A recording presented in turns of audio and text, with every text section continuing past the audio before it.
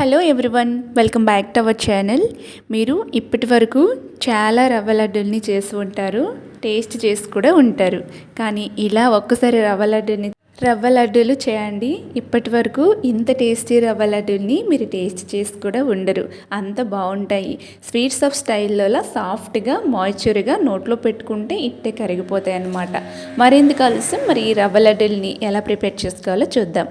ముందుకైతే stove on చేసుకొని stove పైన కడాయి పెట్టుకొని ఇందులోకి 1 కప్పు వరకు రవ్వ వేసుకోవాలి. దీన్ని బొంబాయి రవ్వ, ఉప్మా రవ్వ అంటాం కదా, ఈ రవ్వ వేసుకోవాలి. ఇలా వేసుకొని వేయించుకోవాలన్నమాట. సన్నని సెగ పైన ఒక 2-3 నిమిషాల పాటు వేయించుకొని పక్కన పెట్టుకోండి. ఇప్పుడు ఒక మిక్సీ జార్ తీసుకొని ఈ మిక్సీ జార్లోకి 1/2 కప్పు వరకు పంచదారని వేసుకోవాలి. ఈ పంచదారని ఇలా వేసుకొని ఇలాచీల్ని అందులో గింజల్ని వేసుకొని గ్రైండ్ చేసుకొని మెత్తని పౌడర్ లాగా ఇలా చేసేసుకొని ప్లేట్లో వేసి పక్కన పెట్టేసుకోవాలి. ఇప్పుడు అదే మిక్సీ జార్ తీసుకొని మనం ముందుగా వేయించుకునే రవ్వని కాస్త చల్లారాక ఇప్పుడు మిక్సీ జార్లోకి ట్రాన్స్ఫర్ చేసుకోవాలి. అలాగే పుట్నాలని మనం కొంచెం వేయించుకొని దీన్ని పౌడర్ చేసుకొని వేసేసుకోవాలన్నమాట. సో నా దగ్గర పుట్నాల పౌడరే ఉండేది డైరెక్ట్గా. ఆ పుట్నాల పౌడర్ని 1/2 కప్పు వేసుకున్నాను అనమాట. 1 కప్పు రవ్వ, 1/2 కప్పు పుట్నాల పౌడరు. ఇప్పుడు ఇవి గ్రైండ్ చేసుకున్న తర్వాత ముందుగా మనం పంచదార పౌడర్ని చేసి పెట్టుకున్నాం కదా, అందులోకి ఇప్పుడు ఈ రవ్వ ఇంకా పుట్నాల పౌడర్ గ్రైండ్ చేసేసుకొని ఈ ప్లేట్లోకి ట్రాన్స్ఫర్ చేసుకొని చక్కగా మిక్స్ చేసేసుకోవాలి. ఈ విధంగా మిక్స్ చేసేసుకొని పక్కన పెట్టేసుకుందాం.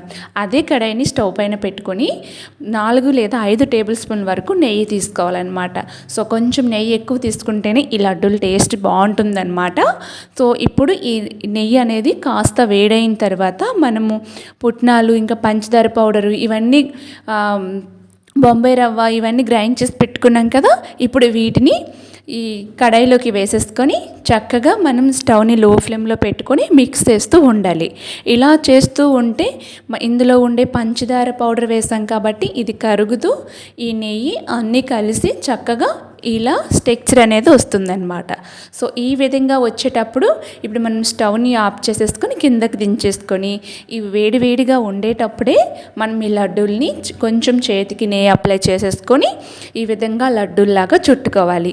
చాలా బాగుంటాయండి ఈ రవ్వ లడ్డూలు. స్వీట్స్ ఆఫ్ స్టైల్లో అలా సాఫ్ట్గా మాయిశ్చర్గా నోట్లో పెట్టుకుంటే చాలు ఈ రవ్వ లడ్డు వెన్నెలా కరిగిపోతుంది. చూసారు కదా ఎంత సాఫ్ట్గా మాయిశ్చర్గా ఉందో, మరి చూస్తుంటే మీకే అర్థమవుతుంది.